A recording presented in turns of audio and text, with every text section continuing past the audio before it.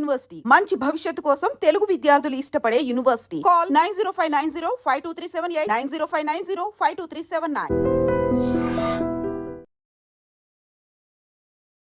నమస్కారం, welcome to I dream. ధర్మ మార్గం విత్ విజిత కార్యక్రమానికి స్వాగతం.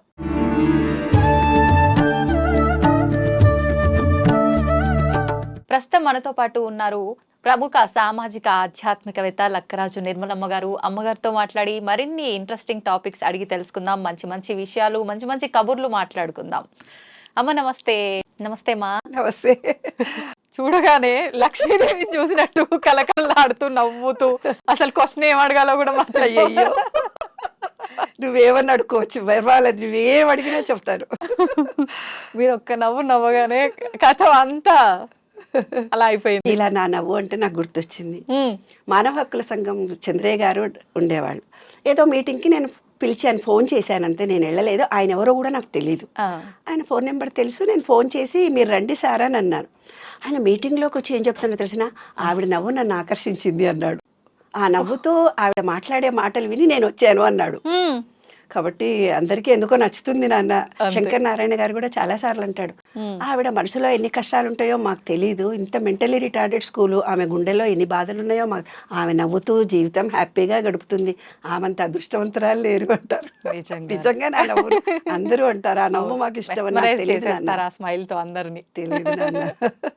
అడగండి ఏదో క్వశ్చన్ మరి. అదే అడుగుతా. అమ్మ, మామూలుగా మనం పూజలు చేసినప్పుడు, ఏ పూజ చేసినా కూడా లలితా సహస్రనామాలు చదివేటప్పుడైనా, ఇంకేవైనా నామాలు చదివేటప్పుడైనా ఖచ్చితంగా దానికి ముందు ఒక శ్లోకం చదివిన తర్వాతే ప్రారంభిస్తుంటాము. ఎందుకమ్మా, దాని వెనకాల ఏదైనా రీజన్ ఉందా? నాకు కూడా అర్థం కాలేదే తల్లి. నాకు చింతలపూడి ఆశ్రమం గురువు గారు మంత్రోపదేశం చేశారు. ఆయన ఒక శ్లోకం చదవమన్నాడు. హస్త్రేంద్రాననమిందు చూడవరును చేర, ఎందుకు ఈ శ్లోకం చెప్పాడు నా, శ్లోకం చదవమంటాడు ఎందుకు అని అనుకునేదాన్ని. శ్లోకం చదవను, డైరెక్ట్గా నేను జపం చేసుకుంటాను అనుకునేదాన్ని నేను.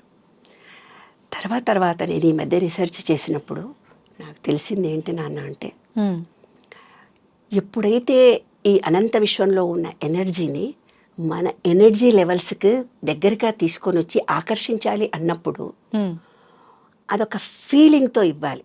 శ్లోకము, పద్యము, పాట అనేది నీకు ఒక ఫీలింగ్తో ఇస్తాం. అరుణాం కరుణాతరంగితాక్షి ధృత పాశాంకుశ పుష్ప బాణ చాపాం అణిమాది విరావృతాం మయూఖై అహమిద్యేవ భవానీ అని అన్నప్పుడు ఒక లయగా వస్తుంది కదమ్మా. శ్రీదేవి ఖడ్గమాలతి హ్రీంకారాసన గర్భితానలశికాం సౌం క్లీం కళాం బిభ్రతీం సవర్ణాంబరశోభితాం అలా వచ్చేస్తుంది. అలా మనం స్టార్ట్ చేసినప్పుడు, ఆ శ్లోకం చేసినప్పుడు దేవునికి తొందరగా ఎనర్జీ లెవెల్స్ వచ్చేస్తాయి. నేను చెప్పాను కదా, మనకులో consciousness, sub consciousness, super consciousness. ఈ సబ్ కాన్షియస్ మైండ్ అనే దానికి ఫీలింగ్ మాత్రమే వస్తుంది. దేవుడు ఏ దేవుణ్ణి అయితే నువ్వు కోరుకున్నావో పూర్తి సర్వసమర్పణగా, నాయనా నీవే ఉన్నావు, నాకు తెలీదు, నేను ఈ కష్టంలో ఉన్నాను, నువ్వు వాదుకో, పూర్తి శరణాగతి అయిపోయాను. భక్త ప్రహ్లాద సినిమాలో, కొన్ని సినిమాలో ఇది ఇసిరేస్తాడు, బిడ్డను కూడా చంపేస్తాడు. ఆ సినిమాలలో మనం చూస్తూ పోతుంటాం. ఆ భక్తి పారవశ్యంలో వాళ్ళు ఏం చేస్తున్నారో తెలియదు. ఆ సబ్ కాన్షియస్ మైండ్ భగవంతుడి లెవెల్స్లో ఈ సబ్ కాన్షియస్నెస్ ఫీలింగ్ తెలుసు కాబట్టి ఆయనతో మమేకం అయిపోయి ఆయనను శరణు వేడుకుంటారు. కానీ ఇక్కడ ఏం జరుగుతుందో ఫిజికల్ బాడీలో జరుగుతున్నాయని మర్చిపోతారు. అంటే భగవంతుణ్ణి మనం చేరుకోవడానికి తప్పని పరిస్థితుల్లో ఆ లెవెల్కి మనం వెళ్ళాలి. అంటే ఖచ్చితంగా మనం ఒక పాటలు పాడిన అన్నమయ్య కానీ, మరి ప్రతి పాటలు పాడిన వాళ్ళందరూ దైవాన్ని చేరుకున్నారు కదా. ఆ దేవుడు వాళ్ళ కళ్ళెదురుగొచ్చి పాటలు పాడు అని కూడా అడిగారు కదా, అదంతా ఫీలింగే. కానీ భగవత్ శక్తితో మమేకమైపోయారు. నేను చెప్పాను, ఒక ఎనర్జీ, ఆ ఎనర్జీ లెవెల్కి మన సబ్ కాన్షియస్ మైండ్ వెళ్ళి నువ్వు ఏ రూపంలో ఉన్నా ఆ సబ్ కాన్షియస్ మైండ్కు ఫీలింగ్ తెలుసు. ఒక ఉదాహరణ చెప్తాను నాన్న, నీకు అర్థం కాకపోతే ఇంకొక చిన్న ఉదాహరణ చెప్తా. అలాగేమ్మా. పాత సినిమాలు ఉన్నాయి. పాత సినిమాలో ఎవరో హాస్పిటల్లో పడి ట్రీట్మెంట్ తీసుకుంటుంటారు. పాత సినిమాలు మా అప్పటి సినిమాలు తల్లి, ఇప్పుడు కాదు. పాత సినిమాల్లో ప్రతిదీ అక్కడ ట్రీట్మెంట్ తీసుకుంటూ ఉంటాడు, అక్కడెక్కడో యుద్ధం చేస్తుంటాడు, అక్కడేదో పడిపోయి అన్కాన్షియస్ ఈడ దేవుడి పాదాలు పట్టుకొని ఓ అని ఒక శ్లోకం పెట్టి పాటలు పాడుతూ ఉండేది. నాయన నీవే ఉన్నావు, నిన్నే ఒక పామునో ఒక దేవతనో ఒక వెంకటేశ్వర స్వామినో ఏదో పూజలు చేస్తూ ఉండేవాళ్ళు. ఒక పాట పాడగానే వాళ్ళు బాగా అయిపోయేవాళ్ళు. ఎందుకంటే మా ఫ్రెండ్స్ అందరూ తుంటరోళ్ళు ఉంటారు కదా, వాళ్ళందరూ అనేవాడు ఎవరికైనా జబ్బు చేసి జ్వరం వస్తే ఒక పాట పాడండి తగ్గిపోతుంది. అక్కడ హాస్పిటల్లో ఉండి జ్వరం వచ్చినప్పుడు అదే నిన్న సినిమాలో ఒక పాట పాడితే తగ్గిపోయింది కదా, మీరు కూడా ఒక పాట పాడండి అనేవాళ్ళు. ఆ పాటలో అంతరార్థం ఏమిటంటే, నాయన నీవు లేకుండా నేను లేను, నేను సంపూర్తిగా నమ్మాను. నా కొడుకో నా భార్యో నా భర్తో నా బిడ్డో నా కుక్క పిల్లనో నాకు కోరుకున్న ఒక మనిషి కష్టాల్లో ఉన్నాడు, తప్పనిసరిగా నువ్వు చేరు అని ఒక ఫీలింగ్తో, ఎప్పుడైతే మన సబ్ కాన్షియస్ మైండ్ ఫీలింగ్తో చెబుతుందో ఆ కోరిక తీరుతుంది నాన్న. అందుకనే శ్లోకం పెట్టారు. తప్పనిసరిగా ఎవ్వరమైనా పూజ చేసేటప్పుడు అష్టోత్తరం చదివినా కూడా ఒక శ్లోకం ఉంటుంది. ఆ శ్లోకంతో ఆ అమ్మవారి నామాన్ని తలుచుకొని ఆ దేవుడిని తదేకంగా ఆ వర్ణనంతా వర్ణించి ఆ రూపాన్ని మనలో తలుచుకొని సర్వ సమర్పణ చేయడానికి ఇచ్చినటువంటిదమ్మా ఆ వర్ణన. అది చాలా ముఖ్యమైనటువంటి అంశం. అదే మనకు మొదటి మెట్టు పూజకి మొదటి మెట్టు అనమాట. సర్వ సమర్పణతో, డెడికేటెడ్తో ఒక పాటగా కానీ శ్లోకంగా కానీ సర్వ సమర్పణ చేసి ఫీలింగ్తో అది చేసేది సక్సెస్ అవుతుంది. అది సైన్స్. అవును. ఇప్పుడు చూసేదానికి మూఢ విశ్వాసం అనుకుంటాం, కాదు, అదొక సైన్స్. సబ్ కాన్షియస్ మైండ్కు ఫీలింగ్, అట్రాక్షన్ ఆఫ్ లాలో ఇదే. నీకు ఏదైనా కారు కావాలంటే కారు వచ్చినట్టుగా ఫీల్ అయిపోనాయనా, లేదు నీకు డబ్బు వచ్చినట్టుగా ఫీల్ అయిపోనానా, ఆ డబ్బును ఎలా కౌంటింగ్ చేయనాయనా అనేది ఇదే. కాబట్టి ఆ భగవంతుడిని మనం ఏమనుకుంటామో, మనం ఏం కోరుకోదలుచుకున్నామో ఆయనకు సర్వసమర్పణ అయిన డెడికేటెడ్గా అనుకుంటే మనం ఏమనుకుంటే జరుగుతాయి. అది సబ్ కాన్షియస్ మైండ్కు ఫీలింగ్ తెలుసు. ఇంకొక బ్యాడ్ కూడా చెప్తాను దీనికి. బ్యాడ్ కూడా ఉంది. ఏంటమ్మా? ఒక బస్సు నీళ్ళల్లో పడి చచ్చిపోయాడు, ఒక బస్సు పడిపోయింది. ఇంకో డ్రైవర్ ఇక్కడ కూర్చొని అనుకుంటాడు, ఏమనుకుంటాడు తెలిసిన, నేను కూడా కరీంనగర్ రోడ్డు మీద నుంచే పోతా, నేను కూడా రాత్రి 12 గంటలకే పోతా, నేను పోతుంటే చెరువే ఉంటుంది, నేను కూడా ఎప్పుడో చెరువులో. ఆ టీవీలో చూస్తాడు, పేపర్లో చదువుతాడు, సెల్ ఫోన్ పక్కన పెట్టుకొని వింటూ ఉంటాడు. సాయంత్రం పోతాడు, బస్సు స్టార్ట్ చేస్తాడు, అప్పటికే తాగుంటాడు, పోతే డైరెక్ట్గా చెరువులకే తీసుకెళ్ళిపోతాడు. ఎందుకు? ఫీలింగ్ పొద్దుటే ఆ నెగటివ్ వేవ్స్ విశ్వంలో ఉన్నాయి. ఇతను ఏం చేశాడు, ఆ నెగటివ్ థాట్స్ తోటే వెళ్ళాడు, అవి ఇతన్ని ఆకర్షించాయి. డైరెక్ట్గా నీ సబ్ కాన్షియస్ మైండ్కు నువ్వు మంచా చెడా నీవు ఫీలింగ్ మాత్రమే అర్థం చేసుకుంటుంది అది. దాంతో అతను డైరెక్ట్గా, ఇంజనీరింగ్ కాలేజీ పిల్లలు నన్ను ఎప్పుడు ఇదే అడుగుతారు, ఒక హత్య కేసు మానహత్య జరిగినప్పుడు జరిగింది, ఒక కులం హత్య అక్కడెక్కడ జరిగింది, ఇక్కడ ఇంకోటి జరిగింది, ఒక బస్సు పడంగానే ఇంకోటి జరుగుతుంది, ఎందుకు అని. ఇదే అనమాట సబ్ కాన్షియస్ మైండ్కు ఫీలింగ్ తెలుసు. అందుకనే కొంతమంది అమ్మలు చాలామంది టైంపాస్గా కూర్చొని టీవీ చూస్తుంటారు, మధ్యాహ్నం అంతా కూర్చొని ఏదో సీరియల్ చూసింటారు. సీరియల్ చూసినాక ఒక అడ్వర్టైజ్మెంట్ వస్తుంది, నీ కాళ్ళు నొప్పులు అవుతాయి, నీవు యంత్రం కట్టుకుంటే బాగా అవుతుంది, ఏవో అడ్వర్టైజ్మెంట్లు వస్తుంటాయి కదా.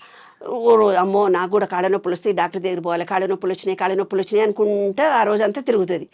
తీరా ఆమెకు అనుకోకుండా కాళ్ళు నొప్పులే వస్తే అటువంటి డాక్టర్ దగ్గరికే వెళ్తారు. అదే టైం పాస్ కూర్చొని టీవీ చూసినందుకు ఆ అడ్వర్టైజ్మెంట్ ఆమె మనసులో సబ్ కాన్షియస్ మైండ్ లో రికార్డ్ అయినందుకు అది జరుగుతుంది. అమ్మ ఒకటి అడుగుతా, తప్పుగా అనుకోవద్దు. ఏం పర్లేదు తల్లి. అంటే ఇప్పుడు మనం ఏదనుకుంటే అది అయిపోతుంది. నేను ఒక కోటీశ్వరాలని కావాలి, నేను ఒక మేడ కట్టాలి, ఒక ఇల్లు కట్టాలి, లేకపోతే నేను 10 తులాలు బంగారం కొనుక్కోవాలి, నేను ఇదే అనుకుంటూ ఉన్నా. అనుకోగానే అయిపోద్దమ్మా, నాకు ఆ స్తోమత ఉండాలి. జరగదు. ఎలా జరుగుతుంది? జరుగుతాయి, జరిగే అవకాశాలు ఉన్నాయి. ఇప్పుడు నువ్వేమనుకున్నావు, ఒక పెద్ద ఇల్లు కావాలనుకున్నావు, ₹1 కోటి కావాలనుకున్నాం, నీ ఇద్దరం అనుకుందాం, నేను ₹1 కోటి కావాలనుకున్నా, నాకు కూడా వచ్చేసారు, మీరు కూడా అనుకున్నాం. ఇది ఎలా తెలిసిన, నిన్న ఒక వాకింగ్లో ఒక ఆయన నాకు కనపడ్డాడు. నేను విశ్వనియమాల మీద నేను చేశాను, ఏదనుకుంటే జరుగుతుంది అని అన్నాను నేను. అంటే ఆయన ఇమీడియట్గా మా ఇంటికి వచ్చాడు. అమ్మ పుస్తకం తీసుకున్నాను నేను, మీ ఇంటికి వస్తున్నా, మీరున్నావా, ఓయూకి వచ్చావా వాకింగ్ అని అడిగాడు. రాలేదండి, వాళ్ళు ఇప్పుడే వాకింగ్ నుంచి ఇంటికి వచ్చాను అని. అయితే నేను ఇంటికి వస్తున్నానమ్మా అన్నాడు. ఒక పుస్తకం నా చేతిలో పెట్టాడు, ఆయన పేరు చెప్పకూడదు, హీఈస్ పాపులర్ ఫిగర్. ఆ పుస్తకం నా చేతిలో పెట్టిన తర్వాత మీరు ఏమనుకుంటే జరుగుతుందండి ఇవాళ అని అన్నాను. మా ఆయన ఇద్దరి నవ్వి, ఆయనకు ₹1,00,000 అప్పైనట్టు అప్పు తీరాలని అన్నాడు. తీరిపోతుందండి సాయంత్రం. ఎట్లా తిడతాయమ్మా అన్నాడు ఆయన. అయిపోయి నువ్వు కాదంటివి విశ్వం రికార్డ్ అయిపోయింది. నేను ఇచ్చినప్పుడు ఏసమ్మా నాకు వస్తాయని నువ్వు అనలేదు, ఎట్లొస్తాయమ్మా అన్నావు, అయిపోయా రాదు. ఆయన సాయంత్రం ఫోన్ చేశాడు, 50,000 వచ్చాయమ్మా నాకు అంటే నువ్వు వద్దని నేను అన్నందుకు సగం ఆగిపోయింది అక్కడ. కాబట్టి ఏ కోరికనన్నా నువ్వు కోరినప్పుడు ఎప్పుడో నీవు అనుకుంటావు నాకు వచ్చేదా చచ్చేదా, ఇది అనుకుంటే జరుగుతుందా, అంత డబ్బు నా దగ్గర ఎక్కడిది, ఎలా వస్తుంది, పోనీ డబ్బులు వస్తే కష్టాలు వస్తాయి, దాంతోటే గొడవలు అవుతాయి, ఇలాంటి పిచ్చి పిచ్చి నమ్మకాలు నీలో ఉన్నాయి. కాబట్టి నువ్వు కోరుకున్నావు, దాని వెనక బ్యాడింతుంది, చాటంతుంది, పూసల దండ అంతే. కాబట్టి నువ్వు అనుకునేదానికి నేను అనుకునేదానికి దాని వెనక ఉండే భావాలు రికార్డ్స్ ఉన్నాయి కదా, వాటి మీద ఆధారపడి ఉంటుంది నన్ను. ఈ విషయంలో 12 నియమాల్లో అదొక నియమం. ఆలోచన విధానంలో అనుకోగానే జరగవు. అంటే ఉద్యోగం రావాలంటే కనీసం అప్లికేషన్ పెట్టాలి కదా, ప్రయత్నం ఖచ్చితంగా ఉండాలి, ప్రయత్నం ఒకటి చెయ్యాలి కదా. అవునమ్మా. అలాగా నీవు కొంతమందికి దానం డబ్బులు ఇస్తే డబ్బులు వస్తాయి, ప్రేమ ఇస్తే ప్రేమ వస్తుంది. ప్రతి మనిషిని నేను అప్రిషియేషన్ చేస్తే నిన్ను అప్రిషియేషన్ చేస్తారు. మనం ఏది ఇస్తే అదే వస్తుంది బంగారు తల్లి.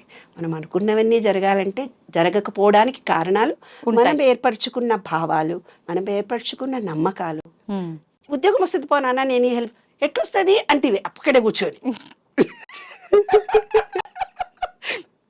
ఎందుకు ఆ మాట అన్నావో చెప్పనా, అది నీ తప్పు కూడా కాదు. చిన్నప్పటి నుంచి మనం పెరుగుతూ ఉన్నప్పుడు మన ఇంట్లో అమ్మా నాన్ననే కష్టపడాలిరా, నువ్వు కష్టపడకపోతే కాదురా, నువ్వు కష్టపడితేనే నీ బ్రతికెళ్తుందిరా, నువ్వు కష్టపడకుంటే. అదే ఐఏఎస్ ఆఫీసర్ ఇంట్లో పిల్లల్ని ఏమంటాడు తెలిసిన, మేమందరం ఐఏఎస్ అయినా నువ్వు కూడా ఐఏఎస్ అయిపోతావు అంటే వాడు నిజంగా ఐఏఎస్ అవుతాడు. ఎందుకు వాడు సబ్కాన్షియస్ మైండ్లో నేను ఐఏఎస్ అవుతానన్న ఫీలింగ్ చిన్నప్పటి నుంచి పడ్డది. అదే మనం మిడిల్ క్లాస్లో నువ్వు కష్టపడు అంతమంది పిల్లలలో నువ్వు ఎక్కడో ఉంటావు, నీకు చదువు రాదు మన్ను రాదు, నువ్వు ఎక్కడ పోతావు అక్కడ పోతావు అంటే ఇలాంటి నెగిటివ్ ఇచ్చి ఎదుగుతున్న మనసుని అణగదొక్కారు. ఆ భావాలతో మనం పెరుగుతున్నాం కాబట్టి మనం ఎదగటం లేదు, మనం అనుకునే జరగటం లేదు నాన్న. కాబట్టి మనం పెరిగిన వాతావరణము, మనం వేరుపరుచుకున్న భావాలు అనేవి కూడా ఈ అనుకునేవి జరుగుతాయా జరగవా అనేవి ఉంటాయి. అంటే నమ్మకం ఖచ్చితంగా ఉండాలి. మనం ఏదైనా అనుకుంటున్నాము అని అంటే పాజిటివ్, కల్మషం లేకుండా పాజిటివ్ వేలో ఆలోచించాలి. ఒకసారి ఆలోచించిన తర్వాత మళ్ళీ 12 నియమాలు ఉన్నాయి. ఆ నియమాలకు అనుగుణంగా ఈ విషయంలో కొన్ని నియమాలు ఇచ్చాడు. ఆ నియమాలకు అనుగుణంగా మనం ప్రవర్తిస్తే మనం అనుకున్నది జరుగుతుంది నాన్న. ఓకే, ఈ 12 నియమాలు ఏంటో కూడా మళ్ళీ మరొక వీడియోలో మాట్లాడుకుందాం అమ్మా. ధన్యవాదాలు.